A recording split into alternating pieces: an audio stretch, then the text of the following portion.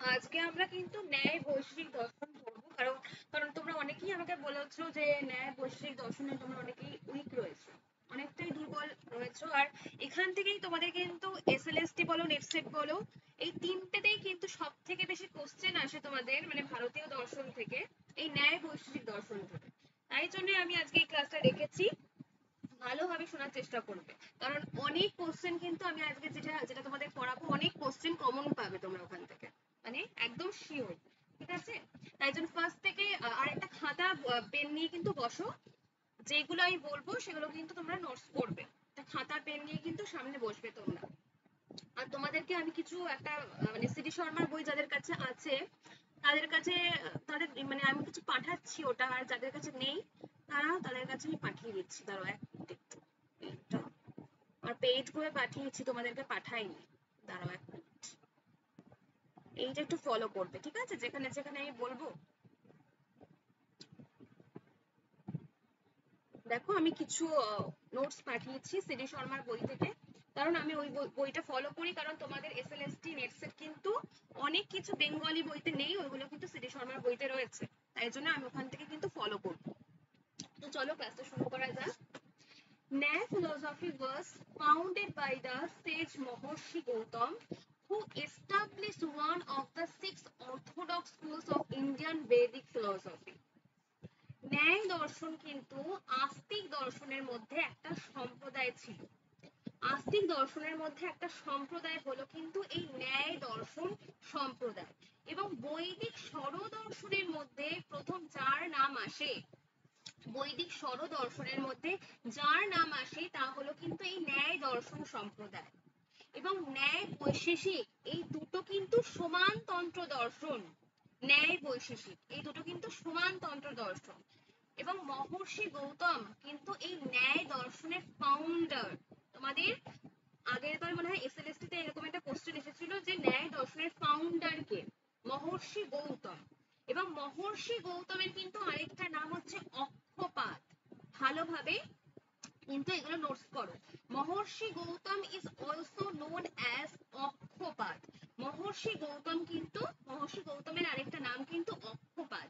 তিনি ছিলেন হচ্ছে ন্যায় দর্শনের প্রতিষ্ঠাতা। এবং গৌতমের এই মানে অক্ষপাদ কেন নাম দেওয়া হলো, কারণ গৌতমের আরেক নাম ছিল অক্ষপাদ, এই জন্য ন্যায় দর্শনকেও কিন্তু অক্ষপাদ দর্শন নামে কিন্তু অভিহিত করা যায়। তোমরা সবাই কিন্তু ন্যায় শব্দটা লজিকেও পড়েছো, যে নিরপেক্ষ ন্যায়, সাপেক্ষ ন্যায়, এগুলো কিন্তু লজিকেও পড়া হয়েছে। তাহলে ন্যায় কেন বলা হলো, আমরা আগে আসবো যে ন্যায় দর্শন এটা কেন বলা হলো। বিকজ ন্যায় মিন্স আর্গুমেন্টেশন, মানে সঠিক যুক্তির মাধ্যম দিয়ে কোনো কিছুকে আমরা প্রতিষ্ঠা করছি। ন্যায় মানে হলো কি যুক্তি, ইন্টেলেকচুয়াল, মানে বিদ্যা নিয়ে যখন আলোচনা করা হয়, অ্যানালাইটিক বিশ্লেষণ ধর্মী, লজিক্যাল, যুক্তিবাদী, তার সাথে সাথে কিন্তু এটাকে বলা হয় এপিস্টেমোলজিক্যাল। সিডি শর্মার বই একদম ফার্স্টেই লেখা আছে, দেখো সিডি শর্মার বইটা আমি যে পেজগুলো তোমাদের পাঠিয়েছি দেখো, লেখা আছে দেখো, ন্যায় means argumentation and suggests that the system is predominantly intellectual. আমার স্ক্রিন দেখা যাচ্ছে না? কেউ একটু বলো তো, আমার স্ক্রিনটা দেখা যাচ্ছে না?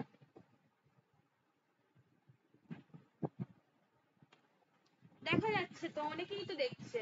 একজন আমাকে মেসেজ করছো, স্ক্রিন তো দেখা যাচ্ছে। হ্যাঁ একদমই। হ্যাঁ, তো আমি যেটা বলছিলাম, দেখো সিডি শর্মার বই ফার্স্টেই লেখা আছে কি, ন্যায় means argumentation and suggests that the system is predominantly intellectual, analytical, logical and the epistemological. ন্যায় মানে হলো কিন্তু যুক্তি, এবং এই যুক্তি বিদ্যা নিয়ে কিন্তু এখানে আলোচনা করা হয়। অ্যানালাইটিক মানে কি, বিশ্লেষণ ধর্মী, এবং লজিক্যাল তার সাথে সাথে যুক্তিবাদী। ন্যায় দর্শনকে কিন্তু বলা হয় জ্ঞানতাত্ত্বিক, এপিস্টেমোলজিক্যাল দিক নিয়ে আলোচনা করা হয় ন্যায় দর্শনে। তোমাদের কোশ্চেন দেবে, যেগুলো বলছি সেগুলো কিন্তু নোট ডাউন করো। ন্যায় দর্শনে কিন্তু জ্ঞানতাত্ত্বিক, এপিস্টেমোলজিক্যাল দিক নিয়ে আলোচনা করা হয়। পুরো পুরোটাই কিন্তু জ্ঞানতাত্ত্বিক বিষয়টা। আর বৈশেষিক দর্শনে কি করা হয়, বৈশেষিক দর্শনে কিন্তু পুরো আধিবিদ্যা মানে মেটাফিজিক্যাল দিক নিয়ে কিন্তু আলোচনা করা হয় বৈশেষিক দর্শনে। তোমাদের কিন্তু এগুলো থেকে কোশ্চেন দেবে। এবং ন্যায় দর্শনে কিন্তু জ্ঞানের স্বরূপ, জ্ঞান কাকে বলে এবং জ্ঞানটা কি করে লব্ধ হচ্ছে আমাদের মধ্যে, জ্ঞানটা আমরা কি করে পাচ্ছি, জ্ঞান কত প্রকার, অনুভব কত প্রকার, এইগুলো নিয়ে আলোচনা করা হয় কিন্তু ন্যায় দর্শনে। তাহলে ন্যায় means argumentations predominantly intellectual, analytical, logical and the epistemological। তাহলে ন্যায় দর্শনকে কিন্তু এই নামে কিন্তু অভিহিত করা হয়। এছাড়াও ন্যায় দর্শনকে কিন্তু বিভিন্ন নামে অভিহিত করা হয়, এগুলো থেকে তোমাদের কোশ্চেন দেয়। ন্যায় দর্শনকে কিন্তু তর্কশাস্ত্র বলা হয়, the science of reasoning। খাতায় নোটস ডাউন করবে, আমি আস্তে আস্তে বলছি। ন্যায় দর্শনকে কিন্তু তর্কশাস্ত্র বলা হয়, the science of reasoning। তুমি যখন কোনো যুক্তি দিয়ে, ভালোভাবে শোনো, তুমি যখন কোনো যুক্তি দিয়ে কারোর কোনো কথাকে প্রতিপন্ন করতে যাও, যুক্তি দিয়ে কথা বলার মধ্যেও কিন্তু একটা সায়েন্স কাজ করে, একটা সায়েন্স কাজ করে। তাই জন্য ন্যায় দর্শনকে একদিক থেকে যেমন তর্কশাস্ত্র বলা হয়, সেরকম ন্যায় দর্শনকে কিন্তু একদিক থেকে প্রমাণ শাস্ত্র বলা হয়ে থাকে। প্রমাণ শাস্ত্র, প্রমাণ মানে কি, দ্য সায়েন্স অফ লজিক। এখন কি জয়েন করতে চাইছে, এখন কাউকে জয়েন করানো হবে না, আমি বলে দিয়েছিলাম।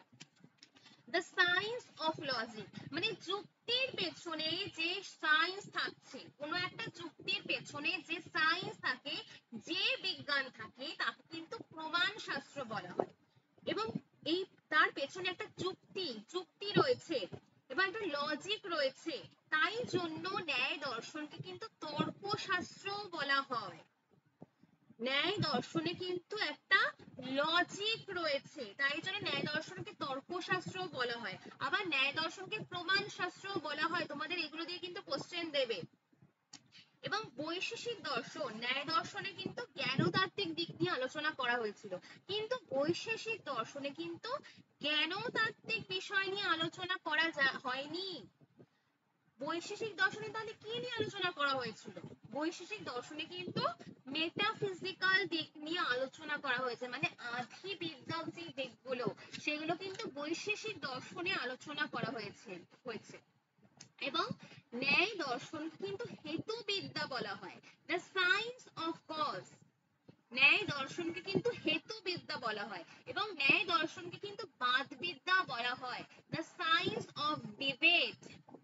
আমরা বিভিন্ন জনের সাথে যখন তর্ক করে থাকি, আমরা যখন বিভিন্ন জনের সাথে তর্ক করি, তর্ক আমাদের একটা আর্ট কিন্তু, তাই জন্য ন্যায় দর্শন কিন্তু বাদবিদ্যা বলা হয়, বাদবিদ্যা, দ্য সায়েন্স অফ ডিবেট। এছাড়াও ন্যায় দর্শনকে কিন্তু আন্নিক্ষিকী দর্শন বলা হয়। অন্নিক্ষা শব্দ থেকে কিন্তু এই আন্নিক্ষী, আন্নিক্ষী মানে কি মনন, মনন, ঠিক আছে, এই অন্নিক্ষা থেকে কিন্তু এই আন্নিক্ষিকী শব্দটা এসেছে। অন্নিক্ষা শব্দের মানে কিন্তু যখন আমরা কোনো যুক্তি তর্কের সহায়তায়, কোনো যুক্তি তর্ক দিয়ে বিচার বিশ্লেষণ করার চেষ্টা করে থাকি, তাই জন্য ন্যায় দর্শনকে বলা হয় হচ্ছে আন্নিক্ষিকী দর্শন। এটা দিয়েও তোমাদের কোশ্চেন দেবে, ন্যায় দর্শনকে কিন্তু আন্নিক্ষিকী দর্শন বলা হয়, কারণ অন্নিক্ষা শব্দের মানে হচ্ছে যুক্তি তর্কের সহায়তায় বিচার বিশ্লেষণ করা, the science of the critical study. ন্যায় দর্শনকে কিন্তু এতগুলো নামে অভিহিত করা যায়। তাহলে ফার্স্টে আমি কি বললাম, ন্যায় দর্শনকে হেতুবিদ্যা বলা যায়, দ্য সায়েন্স অফ কজ। ন্যায় দর্শনকে বাদবিদ্যা বলা হয়, দ্য সায়েন্স অফ ডিবেট। কারণ আমরা যখন বিভিন্ন জনের সাথে তর্ক করি, তর্ক কিন্তু একটা আর্ট, তর্ক করতে কিন্তু জানতে হয়। এছাড়াও ন্যায় দর্শনকে আন্নিক্ষিকী দর্শন বলা হয়, কারণ অন্নিক্ষা শব্দ থেকে কিন্তু এই আন্নিক্ষিকী শব্দটা এসেছে এবং অন্নিক্ষা শব্দের মানে কি, যুক্তি তর্কের সহায়তায় বিচার বিশ্লেষণ করা, the science of the critical study. তাহলে ন্যায় দর্শন কিন্তু এতগুলো নামে অভিহিত করা হয়েছে, তোমাদের এখান থেকে কিন্তু অনেক কোশ্চেন দেয়। এরপরে আমরা আসবো হচ্ছে ন্যায় দর্শনের দুটো সম্প্রদায়। ন্যায় দর্শনকে কিন্তু দুটো সম্প্রদায়ে ভাগ করা হয়, একটা হচ্ছে প্রাচীন ন্যায়, আরেকটা হচ্ছে কি নব্য ন্যায়। যুক্তি তর্কের সহায়তায় কোনো কিছুকে বিচার বিশ্লেষণ করা, কোনো বিষয়কে কোনো ক্রিটিক্যালি যখন বিচার বিশ্লেষণ করতে হবে, ন্যায় দর্শনে কিন্তু এই বিচার বিশ্লেষণ করা হয় বলে, একে আমরা কি বলেছিলাম, বিচার বিশ্লেষণ করা হয় বলে যুক্তি তর্কের সহায়তায় একে কিন্তু আন্নিক্ষিকী দর্শন বলা হয়। তাহলে এখন আমরা করব কিন্তু প্রাচীন ন্যায়ের সময়সীমাটা ঠিক কখন। প্রাচীন ন্যায়ের প্রতিষ্ঠাতা কিন্তু মহর্ষি গৌতম, 400 খ্রিস্টপূর্বাব্দ থেকে দ্বাদশ খ্রিস্টাব্দের শেষ ভাগ পর্যন্ত কিন্তু এর সময়কালটা, এটাও একটু মানে মানে আমি বলছি এটা একটু দেখে রাখবে, ঠিক আছে, সময়কালটা মানে কত ছিল, কারণ যখন তোমরা পড়ছো ভালোভাবেই পড়বে। এবং আফটার 12th সেঞ্চুরি কিন্তু নব্য ন্যায় গঙ্গেশ উপাধ্যায়, নব্য ন্যায়ের প্রতিষ্ঠাতা তোমাদের দিতে পারে, নব্য ন্যায়ের প্রতিষ্ঠাতা কে, গঙ্গেশ উপাধ্যায়, ঠিক আছে। এই নব্য ন্যায় গঙ্গেশ উপাধ্যায়ের কথা কিন্তু আমরা ত্রয়োদশ শতাব্দী থেকে জানতে পারি। তাহলে প্রাচীন ন্যায়ের প্রতিষ্ঠাতা যদি মেনশন করে দিয়ে থাকে যে প্রাচীন ন্যায়ের প্রতিষ্ঠাতাকে, তাহলে কিন্তু হবে মহর্ষি গৌতম। আর যদি মেনশন করে দিয়ে থাকে যে নব্য ন্যায়ের প্রতিষ্ঠাতাকে, তাহলে হবে কিন্তু গঙ্গেশ উপাধ্যায়। এবং ন্যায় দর্শনে কিন্তু 16 প্রকার পদার্থ স্বীকার করা হয়েছিল। পদার্থ তত্ত্ব নিয়ে কিন্তু ন্যায় দর্শনে একটা গুরুত্বপূর্ণ আলোচনা করা হয়েছে। এবং জ্ঞান লাভের উপায় নিয়ে কিন্তু নব্য ন্যায় আলোচনা করেছিলেন। জ্ঞান লাভের কি কি উপায় রয়েছে সেইটা নিয়ে কিন্তু নব্য ন্যায় আলোচনা করা আছে। তাহলে ন্যায় দর্শনের আকর গ্রন্থ কিন্তু মহর্ষি গৌতম প্রণীত ন্যায় সূত্র। তোমাদের কিন্তু কোশ্চেন দেয়, ন্যায় দর্শনের আকর গ্রন্থ কিন্তু মহর্ষি গৌতম প্রণীত ন্যায় সূত্র। এবং প্রাচীন ন্যায় দর্শনের আকর গ্রন্থকে কিন্তু 528টি সূত্রে বিভাগ করা হয়েছিল। এবং এই মানে প্রাচীন ন্যায় দর্শনে কিন্তু টোটাল 5টা অধ্যায় বিভক্ত ছিল। এবং প্রত্যেকটা অধ্যায়ে, এটা আমি প্রাচীন ন্যায়ের বলছি, ভালোভাবে শুনবে, প্রাচীন ন্যায়ের কিন্তু প্রত্যেকটা অধ্যায়ে দুটো করে কিন্তু আন্নিক্ষিকী রয়েছে।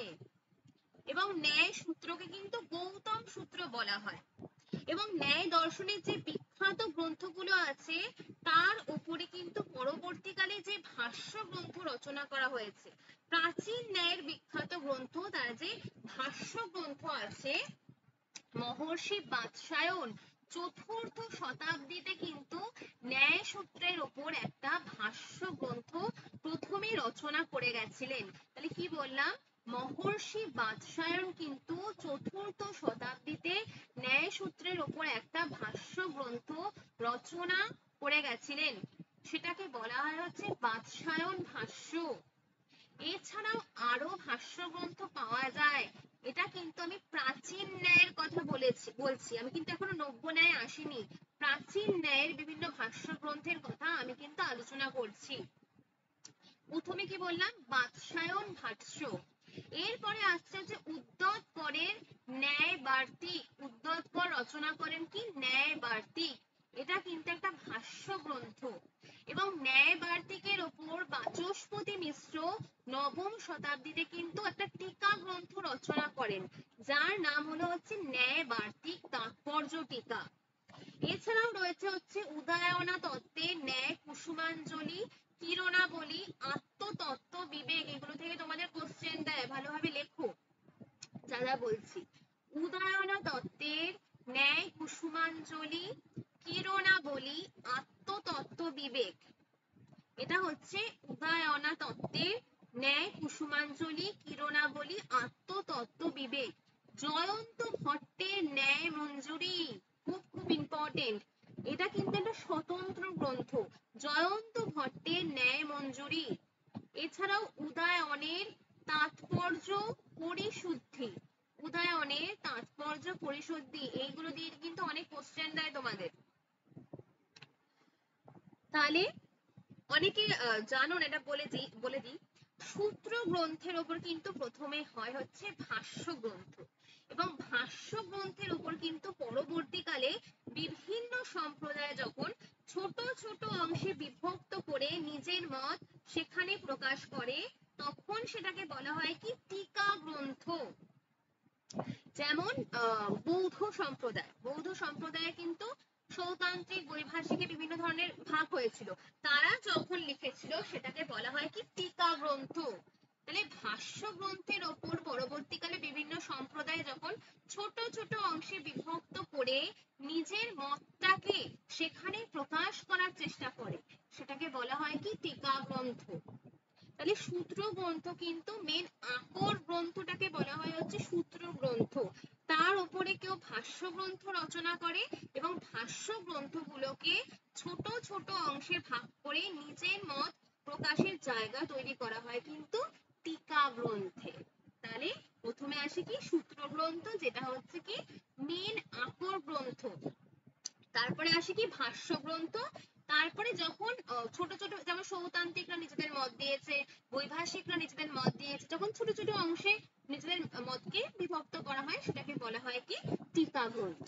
তোমরা যারা জানো না আমি কিন্তু এটা আরেকবার বলে দিলাম। এরপরে আসবো হচ্ছে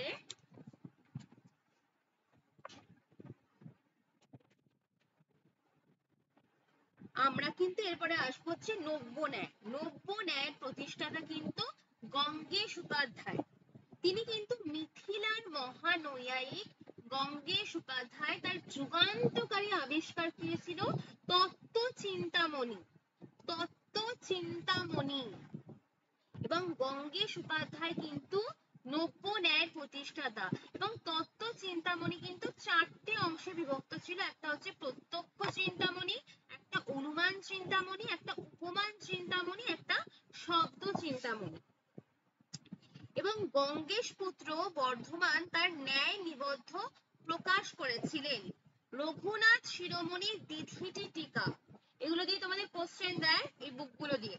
রঘুনাথ শিরোমণির দ্বিধিটি টিকা, মথুরা নাথের তর্ক বাগীশের মাথুরি টিকা, মহর্ষি অন্নং ভট্টের তর্ক সংগ্রহ, কেশব মিশ্রের তর্ক ভাষা, জগদীশ ভট্টাচার্যের তর্কালঙ্কার। এগুলো কিন্তু নব্য ন্যায়ের সময় হয়েছিল।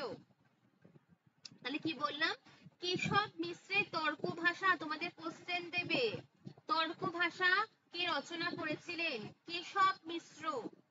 জগদীশ ভট্টাচার্যের তর্কালঙ্কার, খুব খুব ইম্পর্টেন্ট এগুলো। গঙ্গেশ পুত্র বর্ধমান তার কিন্তু ন্যায় নিবন্ধ, ন্যায় নিবন্ধ। রঘুনাথ শিরোমণির দ্বিধিটি টিকা, মথুরা নাথের তর্ক বাগীশের মাথুরি টিকা, এবং মহর্ষি অন্নং ভট্টের তর্ক সংগ্রহ। এই বুকগুলো দিয়ে কিন্তু তোমাদের অনেক অনেক কোশ্চেন দেয়। এবং এরপরে আমি আসবো যে ন্যায় দর্শনকে বৈশেষিক দর্শনের সমানতন্ত্র দর্শন কেন বলা হয়েছিল। ন্যায় is a system of atomistic pluralism and logical realism. ন্যায় দর্শন কিন্তু বাস্তববাদী দর্শন। কেন তাদের দর্শনকে রিয়েলিজম বলা হয়েছিল, কেন বলা হয়েছিল, যারা মনোনিরপেক্ষভাবে বস্তু জগতের স্বতন্ত্র অস্তিত্ব স্বীকার করে তাদের কিন্তু রিয়েলিস্ট ফিলোসফার বলা হয়। যারা কি করে থাকে, যারা মনোনিরপেক্ষ। যেমন বার্কলে বলেছিল একদম উল্টো কথা, যে মনের ওপর আমাদের আমাদের মন থাকলে এই বস্তুগুলো রয়েছে, কিন্তু ন্যায়রা কিন্তু সেটা বলেনি। আমাদের মন ছাড়াও, আমাদের মন না থাকলেও কিন্তু বাহ্য জগতে, বাইরের জগতে কিন্তু এই বস্তুগুলো থাকবে। আমার মনের ওপর ডিপেন্ড করে কিন্তু এই বস্তুগুলো নেই। তাহলে ন্যায় দর্শন কিন্তু বাস্তববাদী দর্শন, এটা দিয়ে তোমাদের কোশ্চেন দেবে। ন্যায় দর্শন কিন্তু বাস্তববাদী দর্শন, কেননা তাদের দর্শনকে রিয়েলিজম বলা হয়। যারা মনোনিরপেক্ষভাবে বস্তু জগতের স্বতন্ত্র অস্তিত্ব স্বীকার করেছে তাদের কিন্তু রিয়েলিস্ট ফিলোসফার বলা হয়। এবং ন্যায় দর্শনে কিন্তু সবটাই আমাদের মনের উপর নির্ভরশীল নয়, এবং তারা এটাও বলেনি যে সবটাই বিজ্ঞান বা চেতনা, এইভাবে কিন্তু ন্যায় দর্শনে বলা হয়নি। তাহলে ন্যায় দর্শনে কি বলা হয়েছে? ন্যায় দর্শনে কিন্তু মনোনিরপেক্ষ বাহ্য জগতের স্বতন্ত্র অস্তিত্ব স্বীকার করা হয়েছে। তাহলে ন্যায় দর্শন কিন্তু লজিক্যাল রিয়েলিজম, বস্তুবাদ স্বীকৃত। এবং ন্যায় দর্শনে কিন্তু প্লুরালিজম, সিডি শর্মার বইয়ে কিন্তু এটা দেখো আছে। ন্যায় দর্শন কিন্তু প্লুরালিজম, বহুত্ববাদী। তারা বলেছিলেন যে বহুর মাধ্যমে সবকিছুর ব্যাখ্যা করা হয়। দে আর কল্ড অ্যাটোমিস্টিক প্লুরালিজম। এবং ন্যায় দর্শন বৈশেষিক দর্শনকে কিন্তু সমানতন্ত্র দর্শন বলা হয়। এটা কিন্তু একদমই তারা কি বলেছিলেন? Realist philosopher. ন্যায় দর্শন কিন্তু রিয়েলিস্ট ফিলোসফার ছিল। আইডিয়ালিজমে কি বলা হয়? আইডিয়ালিজমে বলা হয় যে সবকিছু আমাদের মনের উপর নির্ভরশীল। আমার মন, তোমার মন, তাহলে ঈশ্বরের মন, আমার মন না থাকলে সেটা কিন্তু ঈশ্বরের মনের উপর নির্ভরশীল। এটা কিন্তু আইডিয়ালিজম, ভাববাদে বলা হয়। হেগেল যেমন বলেছিলেন অবজেক্টিভ আইডিয়ালিজমের কথা বলেছিলেন। কিন্তু রিয়েলিজম, যেটা ন্যায় দর্শন স্বীকার করেছে, রিয়েলিজম, এটা কিন্তু একদম আইডিয়ালিজমের বিপরীত। এবং রিয়েলিজমে কি বলা হয়? যে বস্তু জগতে কিন্তু স্বতন্ত্র অস্তিত্ব রয়েছে। আমার দেখা বা না দেখার উপরে কিন্তু এই বস্তুগুলোর অস্তিত্ব নির্ভর করছে না। এই বস্তু জগতে যা যা রয়েছে, এই ল্যাপটপটা, এই বুকটা, যা যা রয়েছে, এগুলো কিন্তু আমাদের মনের উপর নির্ভর করে না। তুমি না থাকলেও কিন্তু এই বস্তুগুলো কিন্তু রয়েছে, এটা কিন্তু বলা হয়। And it is allied to the Vaisheshika systems which is regarded as সমানতন্ত্র or the similar philosophy. তাহলে কোন কোন জায়গায় ন্যায় দর্শনের সাথে বৈশেষিক দর্শনের মিল আছে? ন্যায় শব্দটার মধ্যে একটা আর্গুমেন্টেশন আছে। ন্যায় বৈশেষিক দর্শন কিন্তু সমানতন্ত্র দর্শন বলা হয়। ওকে, এরপরে আসবো হচ্ছে ন্যায় দর্শন এবং বৈশেষিক দর্শনের মধ্যে কি আলোচনা করা হয়েছে। Vaisheshika develops metaphysics and ontology. Vaisheshika কি নিয়ে আলোচনা করেছিল? মেটাফিজিক্স এন্ড অন্টোলজি নিয়ে। বৈশেষিক দর্শনে কিন্তু অধিবিদ্যা এবং তত্ত্ববিদ্যা নিয়ে আলোচনা করা হয়। কিন্তু ন্যায় ডেভেলপস এপিস্টেমোলজি এন্ড লজিক। ন্যায় দর্শনে কিন্তু যুক্তিবিদ্যা এবং জ্ঞানবিদ্যা নিয়ে আলোচনা করা হয়। এখান দিয়ে তোমাদের কিন্তু কোশ্চেন দেবে। তাহলে বৈশেষিক ডেভেলপস কিন্তু মেটাফিজিক্স এন্ড অন্টোলজি।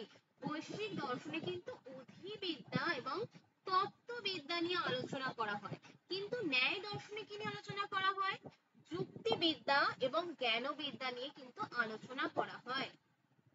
এবং ন্যায় দর্শন, বৈশেষিক দর্শন কিন্তু উভয়ই মনে করে যে জীবনটা হলো কিন্তু আমাদের বন্ধনের একটা জীবন। আমাদের এই জীবনটা কিন্তু বদ্ধ জীবন এবং অবিদ্যার জীবন। প্রত্যেকটা মানুষের ইচ্ছা হচ্ছে এই বন্ধন থেকে কবে আমরা মুক্তি লাভ করব। এবং এই বন্ধন থেকে তখনই আমরা মুক্তি লাভ করতে পারবো যখন তার রিয়েলিটি সম্পর্কে, ভালোভাবে এই জায়গাটা বুঝবে, যখন তার রিয়েলিটি সম্পর্কে সঠিক ধারণা বা সঠিক জ্ঞান তৈরি হবে।